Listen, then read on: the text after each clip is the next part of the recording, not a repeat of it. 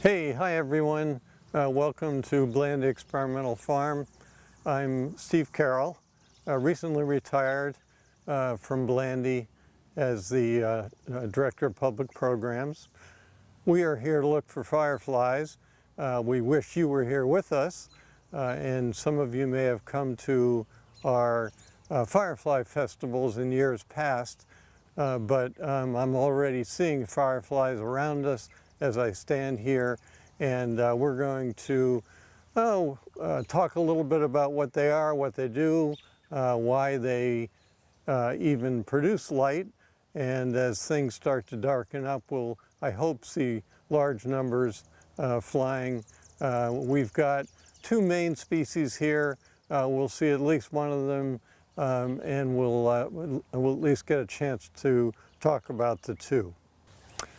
So we're here to look for fireflies. I've got my net here ready. We'll catch them later. You know, I call them fireflies. Some people like to call them lightning bugs.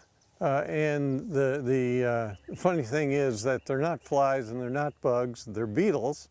They're closely related to what you might know as click beetles.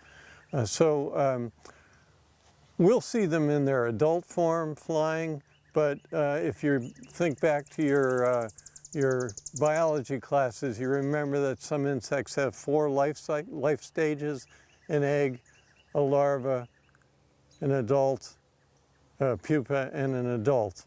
And fireflies go through those four stages, and the cool thing about this group is that all four stages can glow. So all fireflies produce light as larvae.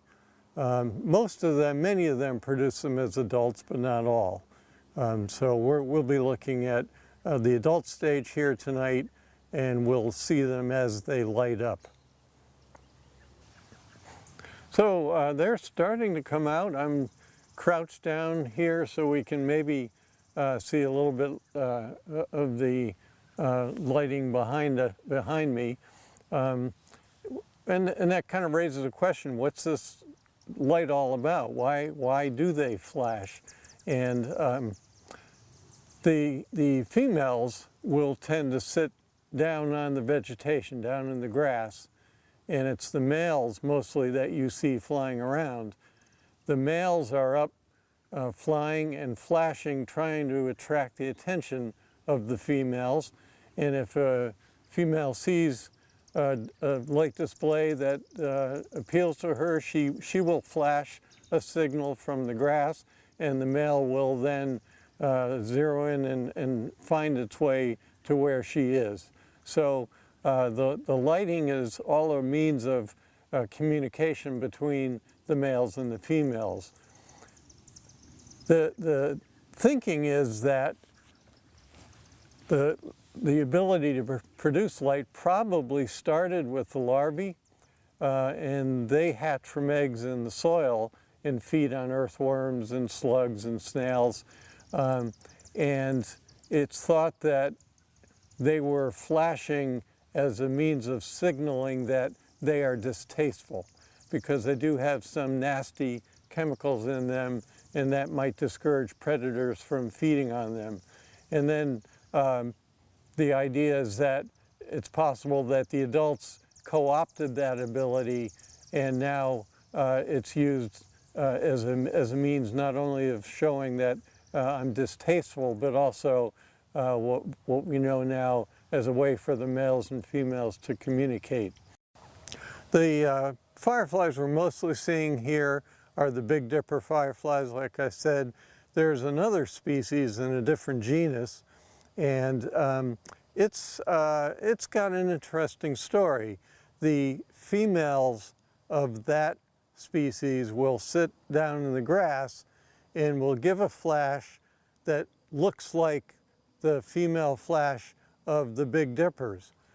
So the Big Dipper males, who are the ones flying around, will see that. They'll come in toward that female, expecting it to be a female of its own species, thinking that, I found myself a partner, but that female in the grass is actually a carnivore, a predator, and it lures the males in not for mating purposes, but as a meal. So they'll feed on that species, and it's not even that they need the protein necessarily. They want, or they're getting the distasteful chemicals that will give them protection from their own predators. So that second species is sometimes referred to as a femme fatale, because the females sit in the grass and lure in the males for their own purposes, and that may be the last female that male ever approaches. So those will come out a little bit later, and they will tend to have a greener, steadier light, except that they can mimic the light of our Big Dipper species as a way to draw in the males. So in this sequence, you're looking at the underside. That's a male, and that the tip of the underside that looks yellowish, that's the organ where the light is produced. So it's larger in the male, and that's why we know that one is a male. So before we sign off, I just want to make one more observation, and that is that everyone loves fireflies.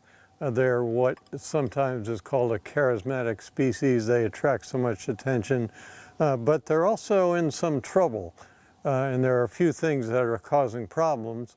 One is that we keep adding more and more light to our environment. So light pollution is a real problem because it can disrupt the behavior of the fireflies. And I'll point out that University of Virginia graduate student Ariel Firebaugh did her research here at Blandy looking at light pollution effects on fireflies, and she worked with Blandy faculty member Kyle Haynes. So there's some really interesting work being done here at Blandy. So light pollution is a problem. Use of pesticides and overuse of pesticides is a problem for fireflies, as it is with so many other insects and other organisms. And then habitat loss and habitat fragmentation is a problem. One nice thing about Blandy is the habitat is wonderful for fireflies, and if you get a chance in the future, we're open dawn to dusk, and you can come and have a look at the populations that we have here. They've been a little slow getting started this year, probably because of the cool spring we had. But thanks for joining us tonight. It was great to be out here at this time of the evening. We saw some fireflies, maybe not as many as in previous years, but thanks for joining us tonight.